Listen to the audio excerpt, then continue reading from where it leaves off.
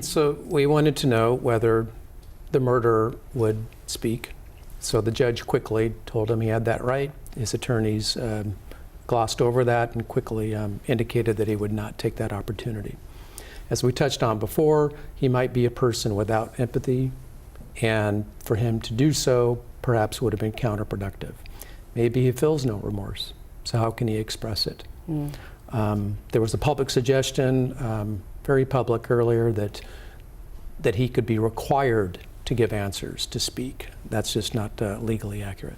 Yes, all he said was, "I respectfully decline," when asked if he had anything to say. Right. Prior to that, we've only heard him say the word guilty 5 different times. That's right. We heard from, in this hearing, from the family of Madison Mogen. We heard from the Gonzalez family, Kernodle family as well, and the 2 surviving roommates who were in the house at the time, and what a poignant picture of the 6 of them the day before these murders happened. When the judge talked about the fact that Kohberger has waived his right to appeal as part of this plea agreement, but he can file a motion to appeal. Explain that. What does that mean? I think that's just a technicality indicating that he has that right. I think that would be, if he did that, it would be confined to solely challenge the entry of the guilty plea, which is why the judge was so thorough at that time, going through the colloquy with the defendant, that this was out of his own free will, he wasn't coerced, etc. The one question that a lot of people had is, can he profit from this, right? I mean, he got life in prison without the possibility of parole.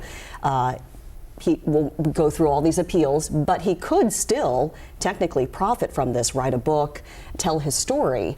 The judge obviously addressed that, but he didn't prohibit him from doing so. Did that surprise you, and can the judge do that? That was disappointing, and I was critical of that when I was here last at the guilty plea, because I believe the prosecuting attorney has the authority to require that as part of the plea bargain.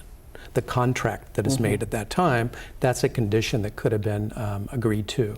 So that begs the question whether on his own accord the judge had the authority today to simply impose that as a condition of the sentence, as a term of the sentence, that he cannot profit in any way from his story, from the crimes.